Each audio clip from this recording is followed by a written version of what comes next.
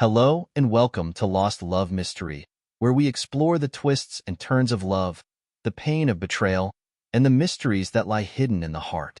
It was a quiet Thursday evening in Zurich, the kind of evening Damien once cherished. After a long, exhausting day at the software firm, he returned home to the comforting scent of basil and oregano wafting from the kitchen. His wife, Bianca, was unusually busy cooking dinner, something she had rarely done in recent months. Their children, Clara and Leo, were in the living room, noisily debating whether to watch a superhero film or an animated comedy. For a fleeting moment, Damien allowed himself to feel that life was normal again, like the family they had been 10 years ago when they first started building a life together. But as they sat down for dinner, Bianca's energy was off. She wasn't engaging in their usual lighthearted banter. Her smile seemed forced, her hands fidgety. "Everything okay?" Damien asked, his voice a mixture of concern and weariness. Bianca looked up, her face devoid of warmth. "No, Damien," she replied, her voice cold and detached. "It's not." Her words sliced through the air like a blade. Damien set his fork down, dread pooling in his chest. "I can't do this anymore," she continued, her tone sharp and merciless. "I've been unhappy for years, and I've met someone else." She paused, savoring the shock on Damien's face. "Victor. He's everything you're not. Successful, ambitious, exciting. I deserve better. And so do the kids." Damien's mind reeled as Bianca dismantled his world piece by piece. "What are you saying?"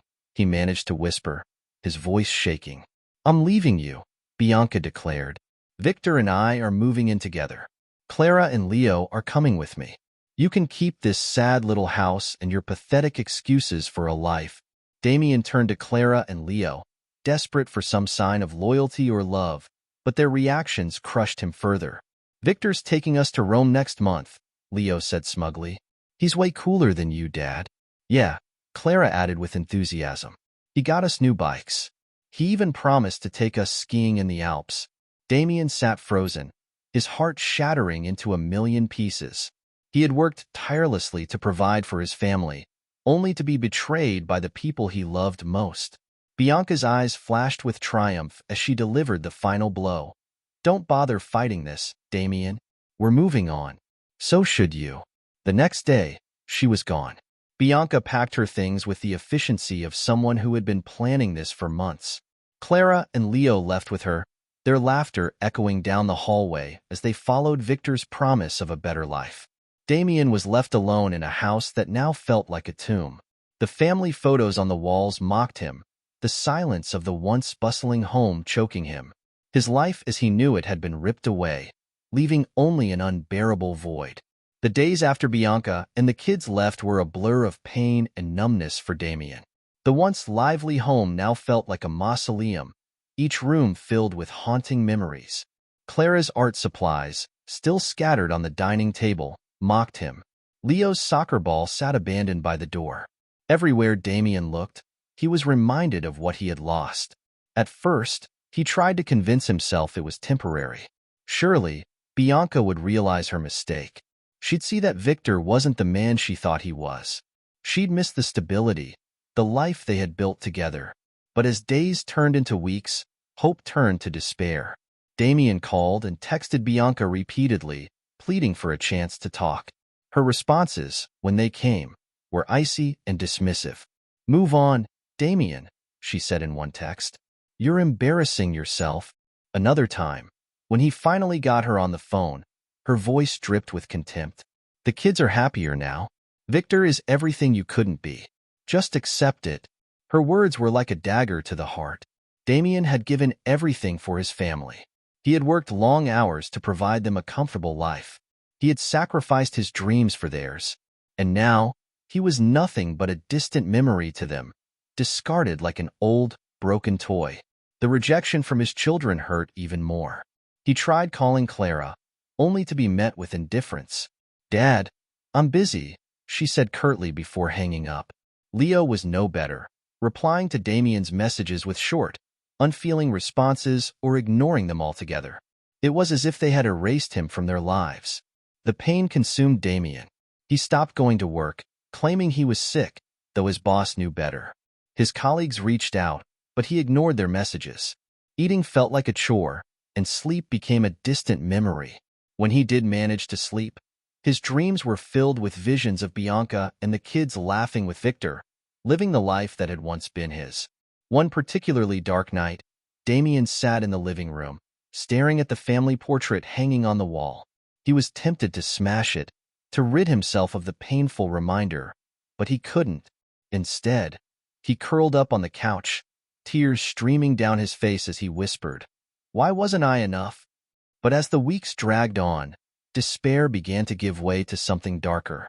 The ache in Damien's chest was replaced by a simmering anger. Bianca had taken everything from him: his family, his happiness, his sense of self. She had belittled him, humiliated him, and left him to rot. And Victor, the man she had chosen, had swooped in and stolen the life Damien had worked so hard to build. "I was a fool," Damien muttered to himself one evening, his jaw clenched.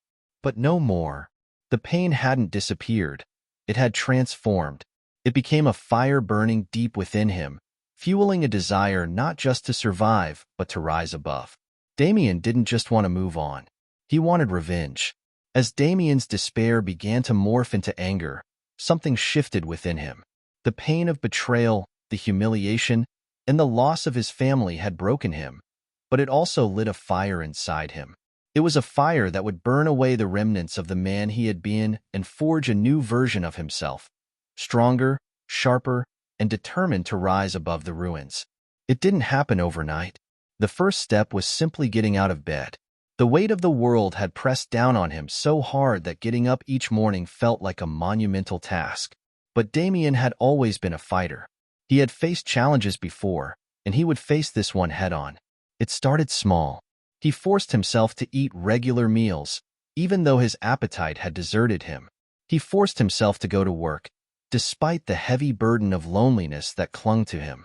He had never been one to let circumstances dictate his life, and he wasn't about to start now. But that was only the beginning. Damien was determined to prove to himself that he was more than the broken man Bianca had left behind. It wasn't enough to just survive. He wanted to thrive. He wanted to show Bianca, Victor, and even his children that he was capable of building something far greater than what they had abandoned. Damien threw himself into his work with an intensity that shocked his colleagues. Long hours at the office became the norm, not because he had to, but because he wanted to. He no longer saw coding as just a job. It became his lifeline, his escape. Each line of code was a step forward. Each project completed was a small victory that chipped away at the pain inside him. One day, his boss, noticing Damien's dedication, offered him a lead position on a groundbreaking artificial intelligence project. It came with a significant raise and, more importantly, it reignited a spark of purpose within Damien. For the first time in months, he felt like he had a reason to get up in the morning. But Damien didn't stop there. He wasn't content with just excelling in his job. He began to focus on his physical health as well. He joined a gym and started working out every day. The physical pain of lifting weights became a release for the anger that still simmered within him. Each drop of sweat was a symbol of the old Damien, the one who had been weak and broken but was now rising from the ashes. With each passing day, Damien transformed. He began to regain his confidence and sense of self. His body became leaner and stronger, a reflection of the internal changes he was undergoing. He even started socializing again, reconnecting with old friends he had distanced himself from during his marriage. They reminded him of who he had been before Bianca's betrayal, and it felt like he was rediscovering a part of himself that had been buried for years. And then, as if by fate, his efforts began to pay off in a way he never could have imagined. His investments in emerging tech markets grew exponentially. What had started as small, calculated risks turned into massive returns. Damien's financial portfolio began to swell, and for the first time since Bianca left, he felt secure in his future. He moved into a sleek, modern apartment overlooking Lake Zurich, the panoramic views of the city and the water a constant reminder of how far he had come. He even started his own tech consultancy, capitalizing on the connections he had made in the industry. As he sat in his new office one evening, The reflection of his success staring back at him from the sleek glass desk, Damien felt a sense of pride. But it wasn't the money that made him proud. It wasn't the apartment or the successful business. It was the knowledge that he had built this life from nothing. For the first time in years, Damien was truly free. He had turned his pain into power, and that power had propelled him to a level of success he had never dreamed possible.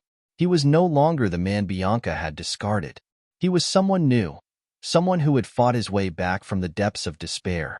But even as he basked in the glow of his newfound life, a part of him could not forget the betrayal, the hurt, the humiliation, and the way Bianca and Victor had made him feel small and insignificant. Damien's transformation had been a triumph, but it was incomplete. He wanted them to see what they had thrown away. He wanted to show them the man he had become. But more than that, he wanted revenge. As Damien's success grew, so did the quiet, simmering desire for revenge that had been festering beneath the surface.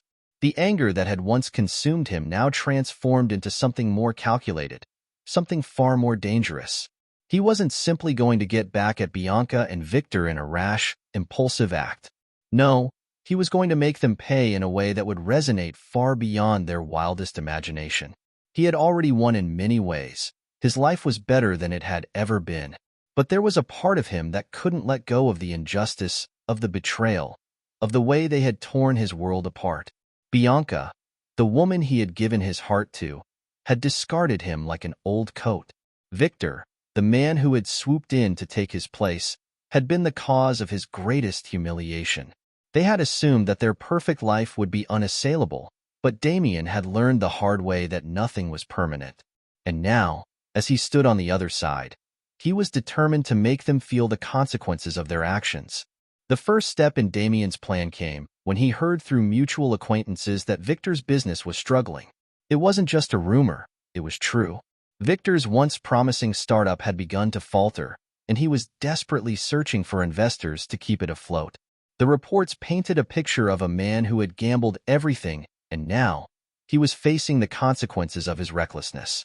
The idea of Victor, the man who had stolen everything from Damien, drowning in financial ruin, thrilled him. Damien didn't act immediately. He knew that revenge needed to be slow, deliberate, and precise. Victor would need to be lured in, made to believe that Damien was just another interested investor, someone who could help pull him from the brink of disaster. And so, with the expertise he had acquired through his own business ventures, Damien created a shell company. The name was generic enough to seem credible, and it served as the perfect vehicle for Damien's plans. Through his network, Damien set up a meeting with Victor. The man looked desperate, but still confident. He spoke about his business, his vision, his belief that with the right investment, he could turn everything around. Damien played the part well, listening intently, asking the right questions, pretending to be interested. But inside, he was already several steps ahead, thinking of how to crush Victor's dreams with a subtle, well-placed blow. During their final meeting, Damien pretended to grow concerned. He raised questions about Victor's financial stability, making pointed remarks about the company's lack of tangible growth and the risky expansion plans that were on the verge of collapse. The tension in the room grew as Victor's once confident demeanor cracked, revealing the vulnerability Damien had been hoping for. Damien's calculated skepticism sowed enough doubt in the minds of other potential investors. Victor's desperation became evident, and within weeks, his company was forced into bankruptcy. The fall was swift, and the media buzzed with headlines about a once promising startup crumbling under the weight of its founders' bad decisions. Damien could hardly contain his satisfaction as he read the reports, knowing that he had been the invisible hand that pushed Victor into financial ruin. But the destruction of Victor's career wasn't enough. Damien wasn't done. Elodie, too, had to pay the price. She had been the one to abandon him, to throw away everything they had built together for the false promise of a better life with Victor. She had mocked him, belittled him, and used their children to push him further into the depths of despair. Now, she would feel the consequences of that betrayal. Damien had connections in the event planning world, and he knew that Elodie's reputation had always been a fragile thing. She had built her career on a few successful events, but her true talents lay in her ability to charm wealthy clients, not in her organizational skills. Damien also knew that the pressure of managing a large, high-profile event would be too much for her. The timing was perfect. Using an alias, Damien hired Elodie to organize a lavish corporate event at an upscale resort. Elodie poured her energy into planning the event, hoping it would land her a long-term contract with a prestigious client. She didn't know that Damien had already planted the seeds of her downfall. A week before the event, Damien pulled the rug out from under her. He canceled everything, citing dissatisfaction with her work and lack of attention to detail. The blow was swift and public. Word of the cancellation spread quickly through the event planning industry, and soon, Elodie's reputation was in tatters. Clients began to see her as unreliable, and soon, the jobs dried up.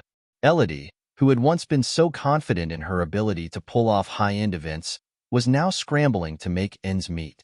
The final piece of Damien's plan involved the children. They were the most painful part of the equation, but also the most crucial. For years, Elodie had filled their heads with lies about him. She had painted him as a failure, as someone who had abandoned them, as someone who had failed them as a father. Damien had no intention of trying to win back their affection.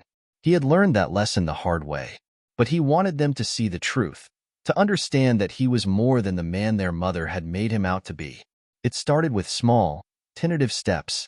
Damien reached out to Clara and Leo, inviting them to spend a weekend with him in Geneva. They were hesitant at first, unsure of how to navigate the fractured relationships, but Damien had something to offer that Elodie couldn't. He had built a life for himself, a life of stability, success, and, most importantly, strength. When Clara and Leo arrived, Damien showed them the man he had become. The sleek apartment, the successful business, the social life he had rebuilt. Damien didn't try to convince them to turn against their mother. Instead, he allowed them to see the truth for themselves. Slowly, they began to open up, to see the man who had never stopped loving them, even when he had been at his lowest point. Months passed since Damien had set his plan into motion, and with each passing day, the fallout from his calculated revenge continued to unfold. As the storm he had unleashed raged on, there was a strange sense of satisfaction that accompanied each move he made. The more he saw Bianca and Victor's lives unravel, the more vindicated he felt. It wasn't just about revenge. It was about showing them the consequences of their actions, the cost of betraying him, and the price they would pay for abandoning him when he was at his lowest. By now, Victor had lost everything. His once thriving business was in ruins, and he was left scrambling to pick up the pieces. Damien had made sure that his path to redemption was cut off completely. Investors who had once been interested in his company had now turned their backs on him. Former colleagues who had admired his ambition were now gossiping behind his back, discussing the failures that had led to his fall from grace. Victor had gone from being a man full of promise to a cautionary tale, and the reality of his downfall weighed heavily on him. One evening, as Damien was reviewing some new business prospects from his sleek apartment overlooking the city, he received a text from an unknown number. The message was brief, but it sent a jolt of satisfaction through his veins. Victor wants to meet. He's begging for help. Damien hadn't expected Victor to come crawling back, but the invitation didn't surprise him. The desperation in Victor's voice, the shattered pride that would lead him to ask for Damien's assistance. Damien savored it. He had been Victor's competition once. He had been the one discarded, the one mocked and belittled. Now, the tables had turned. He agreed to the meeting. He couldn't pass up the opportunity to watch Victor squirm in front of him. They met in a small cafe downtown, a place where people came to escape the hustle of the city but never quite left behind the weight of their problems. When Victor arrived, Damien could see the desperation in his eyes. His clothes were rumpled, his once polished appearance now a shadow of the man he used to be. It was a stark contrast to the well-groomed, confident individual Damien had once known. "I didn't know who else to turn to," Victor said, his voice barely above a whisper. "I know what I did to you and I." Damien raised his hand, silencing him. There was no need for apologies now. They were pointless. It was too late for that. Damien had moved past the pain. He was no longer the broken man Victor had once known. He was a man who had rebuilt himself, and who had risen from the ashes, stronger and more powerful than ever. He wasn't going to waste his time with empty words. "You had your chance," Damien said, his voice cold, devoid of any sympathy. "You chose your path. And now, look where it's gotten you." Victor swallowed hard, clearly struggling to maintain his composure. Damien could see him fighting against the weight of his shame, but there was nothing he could do to take it away. Damien had made sure of that. "What do you want from me?" Victor asked, a hint of bitterness in his tone. He was broken, but there was still a flicker of the man he had been. Damien could almost feel sorry for him if he hadn't already seen the way Victor had crushed his own life. "Help," Damien mused, leaning back in his chair. "There's nothing you can give me. But I do have something for you, closure. You wanted to see me fail. You thought you could take everything from me, including Bianca. And you did, didn't you? But what you didn't count on was me finding my way back. What you didn't count on was me becoming someone you'll never be." Victor's face flushed a deep red.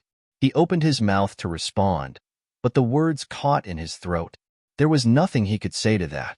Everything he had tried to build had come crashing down, and now, here he was, asking the man he had once undermined for help, for mercy. It was pathetic. Damien stood up from the table, his face a mask of calm. He took a moment to look down at Victor, who sat there with his head bowed, utterly defeated. It was almost too easy. The revenge had been more satisfying than he could have imagined. "No," Damien said, turning to leave. "You don't get my help. You get nothing." As Damien walked out of the cafe, he felt a sense of peace wash over him. This chapter of his life, the one where Bianca and Victor had tormented him, had come to a close. They had tried to destroy him, to tear him down, but in the end, they had only succeeded in revealing their own weaknesses. The next few days brought more of the same. Bianca's life was beginning to unravel just as quickly as Victor's. She had lost the high-paying job she had secured, and her connections in the social circles she once inhabited had started to dry up. People who had once fawned over her now avoided her calls, unwilling to be associated with a woman who had fallen from grace. The glamorous life she had once dreamed of was slipping away, and she was helpless to stop it. Damien had a front-row seat to it all, watching from a distance as her carefully constructed world crumbled. Her pride had once been her greatest weapon, but now it was her undoing. She had thought she could walk away from him without consequence, but now she was facing the price of her arrogance.